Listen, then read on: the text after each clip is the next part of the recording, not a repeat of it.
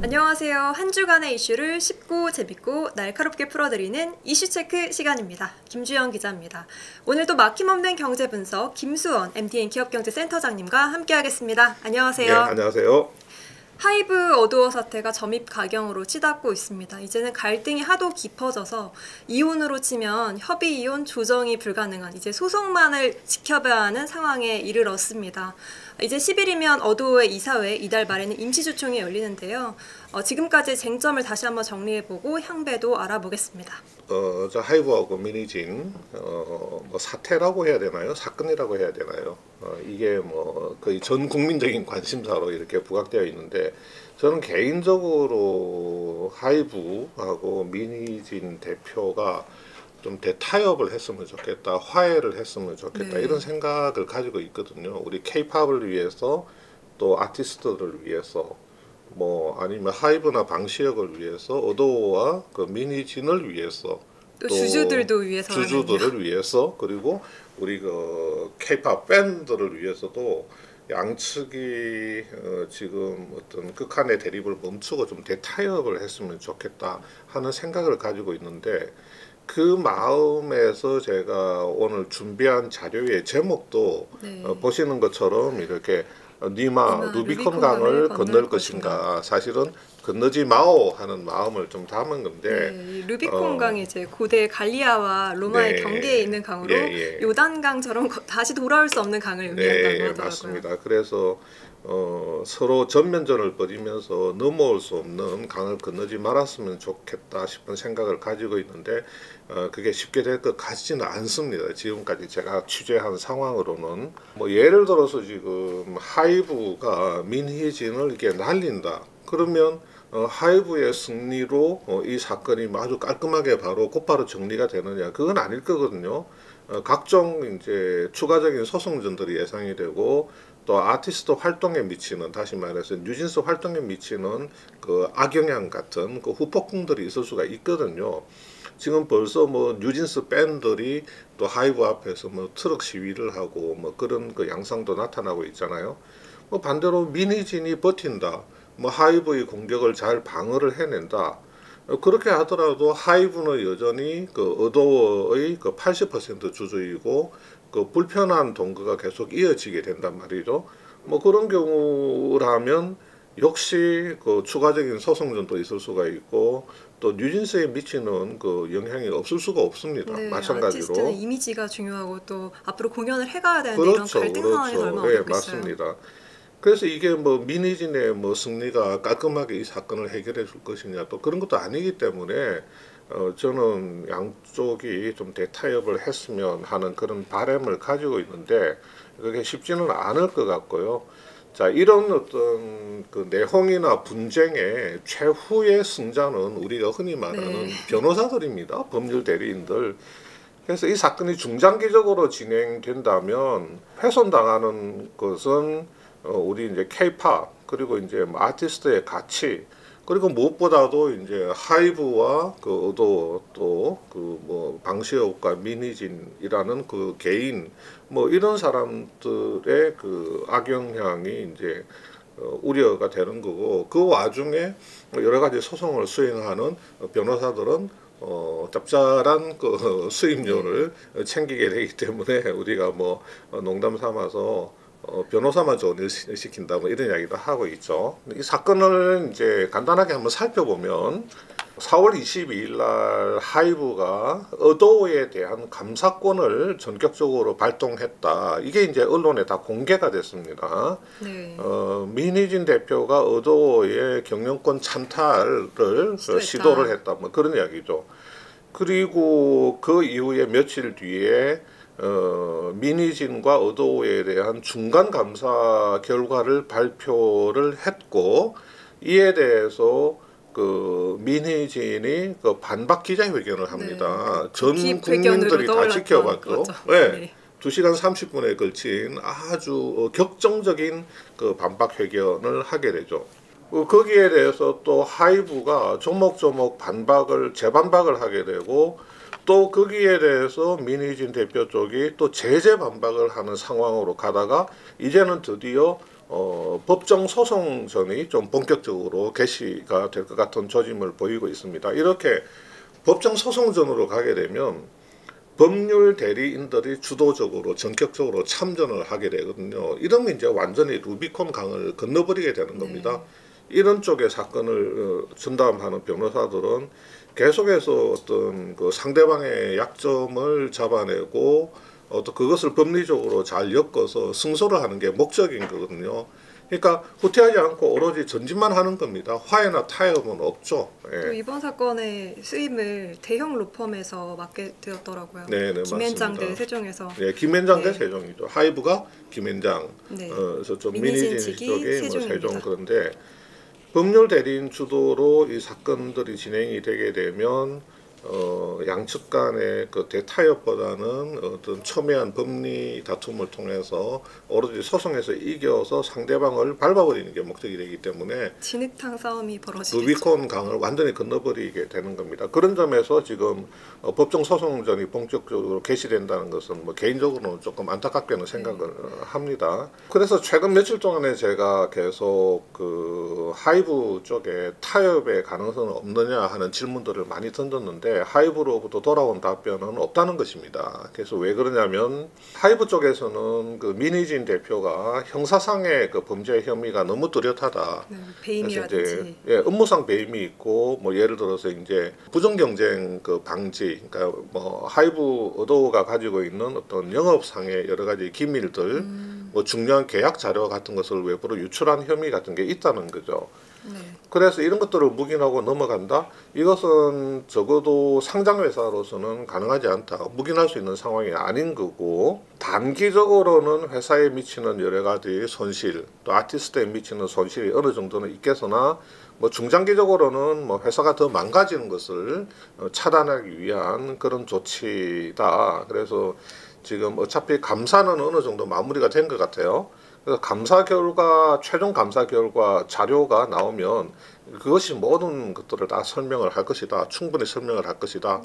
어떤 자기들이 생각하고 있는 혐의를 입증할 수 있는 그런 자료들이 많이 있다고 그렇게 주장을 하고 있습니다. 이제 하이브 쪽 이야기. 이런 의지를 보이고 있군요. 하이브 쪽 이야기니까 그냥 참고해서 뭐 생각하시면 될 것 같고요. 이런 그 하이브의 어떤 입장을 봤을 때 이건 지금 루비콘 강을 거의 다 걷는 것 같습니다. 이제는 백 없이 그냥 오로지 전진, 서로 이제 치열한 그 법정 전쟁만 남아 있는 게 아닌가 하는 그런 생각이 좀 들고요. 하이브가 4월 25일 날 이제 민희진 대표를 업무상 배임으로 경찰에 고발을 했죠. 어도어의 경영권 탈취 계획을 수립했다는 그 사실을 확인했고 뭐 물증도 확보를 했다. 근데 이게 참 얼마나 국민적 관심사가 떠올랐네요. 재미있냐면 서울경찰청장이 어제 그러니까 5월 7일 날 기자간담회에서 뭐라고 이야기하냐면 하이브 민희진 사건은 국민적 관심 사안이라서 전 국민적 관심 사안이라서 다른 사건보다 더 세밀하게 그리고 더 속도를 내서 수사를 해서 국민들께 사안을 설명하도록 하겠다. 이 대국민 설명회를 열어야 될 판이에요. 서울경찰청장 말에 따르면. 이 엔터 이슈로 경찰청에서 기자간담회를 연 건 정말 이례적인 것 같습니다. 뭐 이제 뭐 여러 가지 사안을 놓고 기자간담회를 열기는 했겠지만 국민들께 사안을 설명하도록 하겠다는 입장을 경찰이 이제 밝힐 정도니까 서울경찰청장이 이 사건의 진행 경과를 이제 잠깐만 살펴보면 하이브가 4월 22일 날 감사권을 발동을 했죠. 그 다음에 아까 말씀드린 대로 중간감사 결과를 발표를 하면서 어도어의 임시주총 소집을 요구를 했습니다. 그러니까 임시주총을 열어서 민희진을 날려버리겠다는 거죠. 하이브가 80% 어도어 주주니까. 근데 이제 민희진이 긴급 기자회견을 하면서 경영권 찬탈 계획을 포함한 여러 가지 하이브의 주장에 대해서 굉장히 반박을 거세게 했죠. 그 이후에 민희진 대표 쪽은 임시주총을 결정하는 이사회를 열라고 하이브가 요구하는 그 행위는 굉장히 그 불법적 행위다. 임시주총 개최를 결정하는 이사회를 열 의사가 없다는 반응을 보이니까 하이브에서는 내 그럴 줄 알았다. 그러면서 그냥 법원에다가 임시주총 그 허가를 해달라는 신청을 하겠다. 그냥 바로 법적으로 해결을 해버리겠다. 그러면서 서울 서부 지방법원에 임시주총 허가 신청을 제기를 하게 됩니다. 그래서 4월 30일 날에 그 서울 서부지법에서 첫 이제 임시주총 허가와 관련된 그 신문 기일이 이제 잡히고 양측의 이제 법률 대리인들이 이제 그 재판부를 했는데 그날 그 민희진 대표 대리인인 그 법무법인 세종의 이제 변호사가 5월 10일 날 이사회를 열고 5월 말에 임시주총을 개최할 수 있을 것 같다. 그렇게 진행을 하겠다고 이야기를 합니다. 좀 이상한데요. 이 당초 민 측에서는 이사회 소집을 하기를 원치 않았는데 여기서는 10일에 이사회하고 5월 말에 임총한다는 얘기가 왜 그렇죠, 나왔을까요? 그렇죠. 그러니까 민희진 쪽에서 이사회를 소집해 달라고 우리한테 압박을 하는 것은 불법적인 행위라고 했기 때문에 민희진 대표 쪽은 이사회를 아예 열지를 않으려고 하는구나. 이사회를 않는다는 것은 임시주총 그 개최를 이사회에서 결의를 안 한다는 거니까 임총은 열지 않겠다고 버티겠구나. 그러면 재판부의 결정에 의해서 임시주총 허가가 나건 불허가가 나건 뭐 결정이 되겠구나라고 생각을 했는데 세종에서 5월 10일 날 이사회를 열어서 5월 말에 임시주총 여는 거를 결의를 하겠다 그러니까 그게 뭐지? 무슨 꿍꿍이가 있는 건가? 무슨 전략이지? 이렇게 된 거죠. 그래서 사실은 이날 하이브 쪽에서도 조금은 당황을 했죠.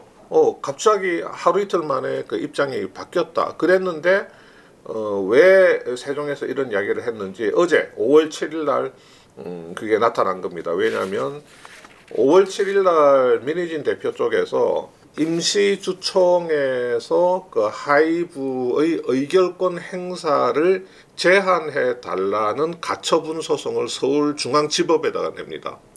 의결권을 80% 가지고 있는 하이브가 자신의 해임하는 의결권을 못하게 하겠다 이렇게 된 거죠. 네, 그렇죠. 그러니까 민희진 대표 쪽은 나를 해임하겠다는 임시주총을 하이브 쪽에서 청구를 했는데 이것은 나와 하이브가 체결한 주저간 계약을 위반하는 것이다. 그래서 내가 배임을 저질렀다는 하이브 주장은 터무니없고 지금 어도어 소속 뉴진스 그리고 어도어의 기업 가치를 지키기 위해서 임시주총에서 하이브가 의결권 행사를 하는 것을 금지해 달라, 그냥 의결권 행사를 못하도록 해달라는 가처분 신청을 하게 됐습니다. 그러면 만약에 이걸 재판부에서 만약에 수용을 하게 되면 그 임시주총에서 민희진 대표나 아니면 민희진 대표 측근 그 이사들을 해임을 할 수가 없죠. 의결권 행사를 할 수 없으니까. 네, 민희진 측 18% 그리고 그 외 직원 2%에서 그렇죠. 결정을 해야 하니까요. 남아 있는 그 80% 빼면 남아 있는 지분은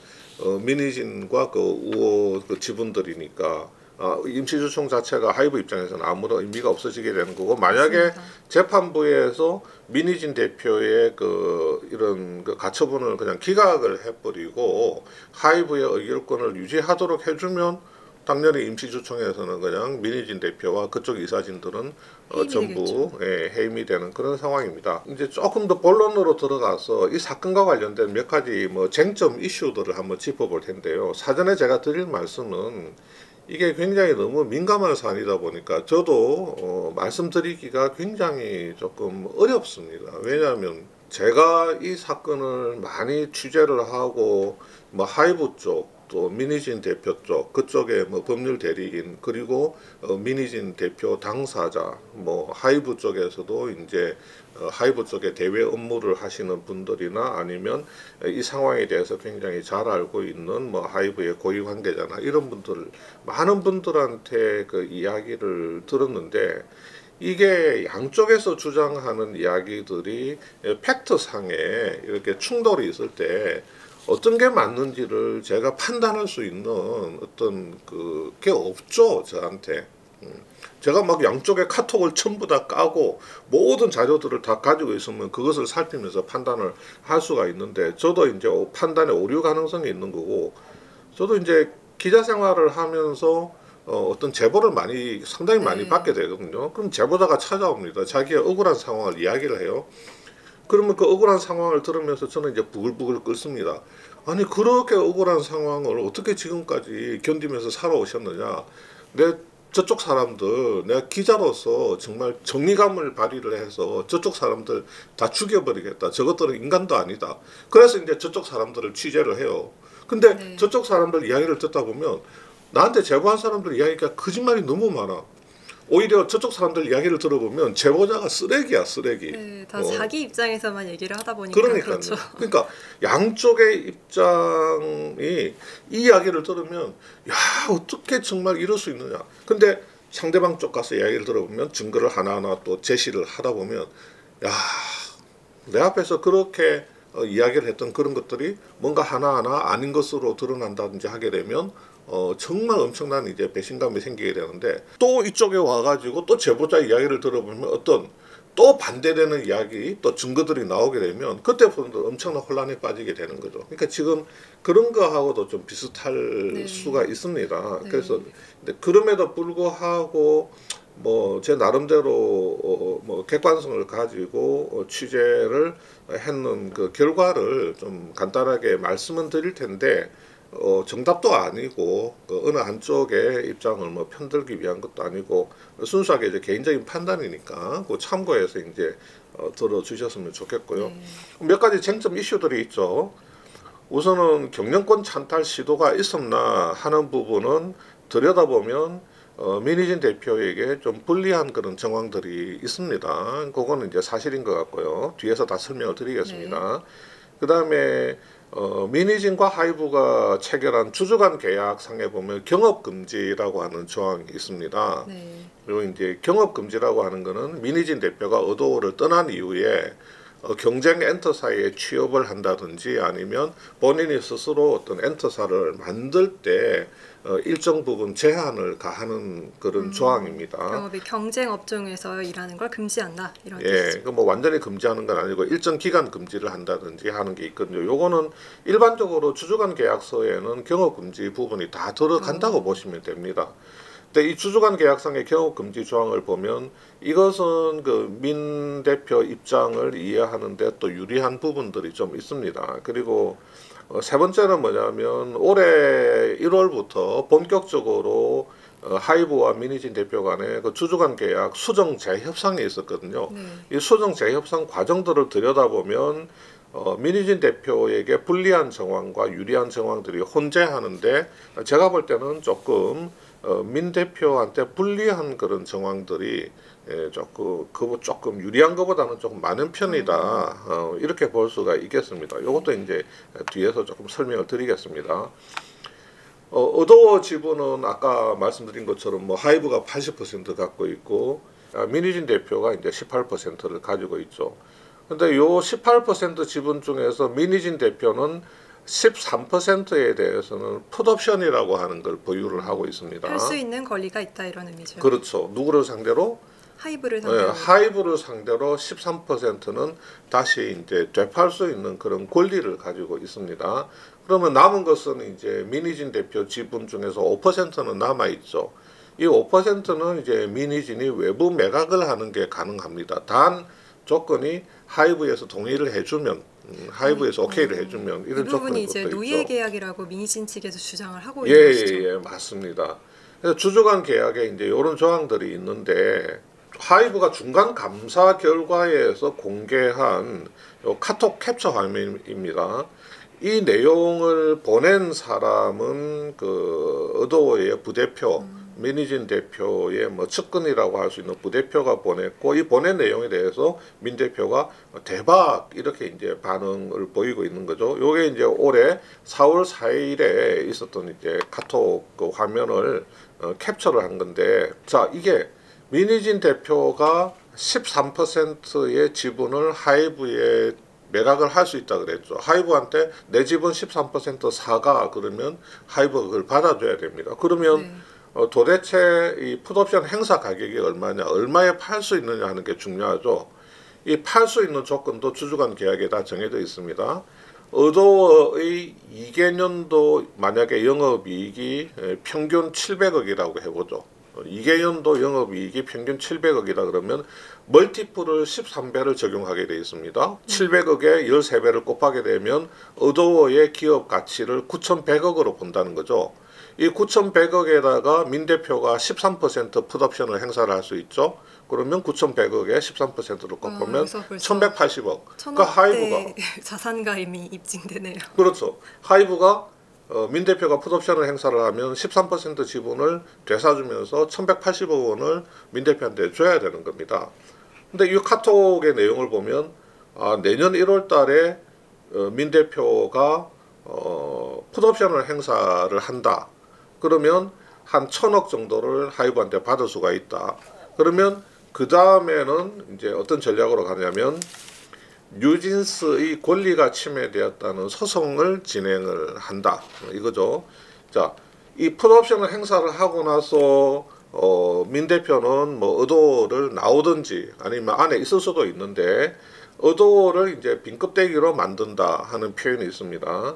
자, 뉴진스는 의도의 유일한 그 아티스트인데 민 대표가 계속해서 의도의 그 권리가 침해되었다는 걸 계속 부각을 시키면서 어떤 뉴진스로 하여금 그 권리 침해 소송을 제기를 하도록 하게 되면 의도의 기업 가치는 상당히 떨어질 거다. 뭐 이렇게 보고 있는 거죠. 자, 이렇게 의도의 기업 가치를 떨어뜨려서 빈껍데기로 만들어 버리고 그다음에 외부에서 재무적 투자자를 구한다. 그래서 민 대표가 풋옵션으로 캐시아웃한 한 1,000억 돈하고 또 재무적 투자자의 투자금을 이제 가지고서 하이브를 접촉을 해서 의도를 이제 팔라고 권유를 하는 거죠. 그렇게 되면 하이브 입장에서는 뉴진스가 뭐 이렇게 흔들리고 있고 마음이 떠나 있는 상황이고 거기다가 민 대표까지 뭐 하이브의 반감을 가지고 있다면 의도는 뭐 더 이상 우리가 컨트롤하기는 어렵겠구나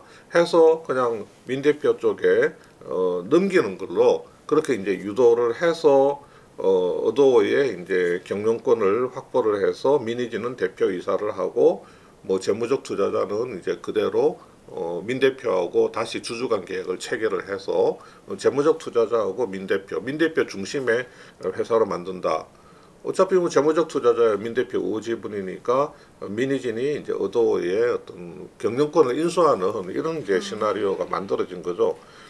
근데 민 대표 측은 이게 그냥 우리 그냥 논 거야라고 얘기를 하는데 네, 그때 기자회견에서도 계속 네, 그렇게 이야기를 했었죠. 근데 이거를 저 같은 일반인들이 놀면서 대화한 게 아니라 대표와 부대표 간의 대화라는 점에서 또 그냥 쉽게 놀았다고 보기에는 의문의 시각이라는 것도 있는 그렇습니다. 것 같습니다. 회사의 경영진 간의 대화고 이 뭐 부대표라는 부분이 뭐 또 회계사로서 이제 또 M&A라든지 IPO 업무 같은 걸 다 해본 경험이 있다 보니까 지금 뭐 민 대표 쪽에서는 이게 그냥 뭐 단순히 사담이라고 주장을 하고 있는데 하이브 입장에서는 이제 이걸 과연 사담으로 단순히 받아들일 수 있겠느냐. 이게 좀 왜냐하면 엔터라고 하는 것은 그냥 사람이 답니다. 그 사람 중에서도 그냥 아티스트가 다죠. 아티스트의 활동에 따라서 다 돈을 벌어오는 거죠. 뭐 제조업체처럼 뭐 설비와 인력과 뭐 어떤 물적 자원을 결합을 해서 뭘 만들어내는 게 아니고 아티스트 음반 팔고 IP 상품 팔고 그렇죠. 공연 수익 그냥 아티스트 활동으로 그냥 돈을 다 버는 건데 의도의 유일한 아티스트는 이제 뉴진스죠. 근데 아주 특이하게 뉴진스와 좀 포괄적으로 그 부모까지 해서 이 민희진 대표하고 굉장히 그 결합이 잘 되어 있습니다. 그래서 민 대표를 일컬었으면 뉴진스의 마음이다. 그렇게 정신적 어머니다. 뭐 이렇게까지 표현을 하고 있고 본인도 이제 그런 표현을 이제 수용하고 좋아하잖아요. 그래서 엔터는 사람이고 아티스트인데 의도 같은 경우 여기 하나가 더 붙습니다. 민희진. 의도는 아티스트와 민희진. 이게 두 개가 너무 절묘하게 잘 결합이 되어 있는 형태라는 거죠. 근데 민희진이 돌아선다? 당연히 의도는 일정 부분 타격을 받을 건데 뉴진스가 권리 침해 소송 같은 거를 해서 뉴진스도 돌아선다. 그러면 의도는 빈껍데기로 이제 만들 수가 있는 거죠. 충분히 뭐 가능성이 이제 있다고 하이브는 그렇게 보고 있는 겁니다. 그러니까 우리가 뭐 밖에서 이야기할 때는 의도 지분이 하이브가 80%나 갖고 있는데 지분 80%를 갖고 있으면 민희진은 아무것도 못한다라고 이야기를 하지만 단순히 80% 지분을 갖고 있기 때문에 마음대로 의도를 할 수가 있고 민희진은 꼼짝달싹도 못하는 게 아니고 이런 그 메커니즘이라고 하면 지분율과 상관없이 충분히 뭔가를 미니진 쪽에서 해볼 수 있는 여지가 있다. 영향력이 있다. 예. 그런 거군요. 그런 판단도 가능한 거거든요. 근데 이제 이거를 가지고 미니진 대표 쪽은 아니 우리 개인적으로 나눈 사담이고 그냥 상상한 거다.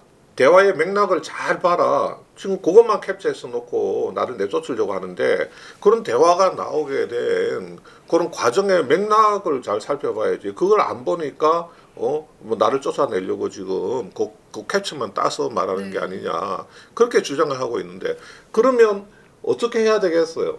미니진 입장에서는. 상식적으로는 이 캡처 따기 전후에 대화를 공개하면 민측에 더 유리해지지 않을까요? 그렇습니다. 만약에 대화의 맥락을 보면 그렇지 않다. 우리 사담이고 재미삼아 나눈 대화고 그런 걸 하면 그 대화의 맥락을 보여주면 되는 거예요. 4월 25일 날 아침에 하이브가 이 캡처를 깠을 때 그날 오후 3시에 민희진 대표가 방시혁 의장이나 박지원 하이브 대표하고 나눈 그 많은 그 카톡 대화들을 전부 다 끌고 와서 PPT로 보여주면서 자기 입장을 설명을 했잖아요.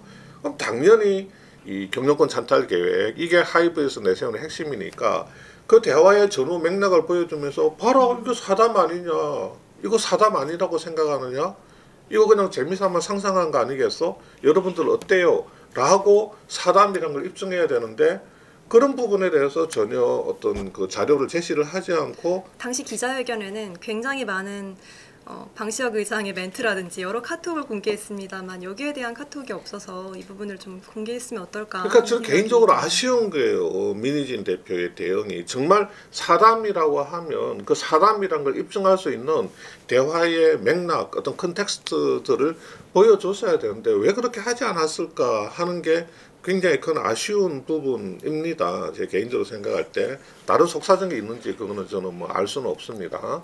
하이브라고 하는 회사가 시총 9조짜리고 11개의 국내 레이블을 보유를 하고 있고 정말 잘 나가는 수많은 그 아티스트를 가지고 있는데 야 이거 뭐 지들끼리 상상한 거 아니야? 그냥 망상에 빠졌던 거 아니야? 뭐 하이브가 뭐 얘들이 뭐 빈껍데기로 가치를 떨어뜨려 놓고 하이브한테 가가지고 팔라고 했을 때 하이브가 아이고 이거 어도가 빈껍데기가 됐군요. 이거 어떡하나 그냥 당신들이 가져가세요. 뭐 순순히 그렇게 포기하겠느냐. 그럼 상식적으로 포기 안 할 것 같은데 지들끼리 정말 상상한 거 아냐? 이렇게 볼 수 있는 부분도 없지는 않죠. 분명히.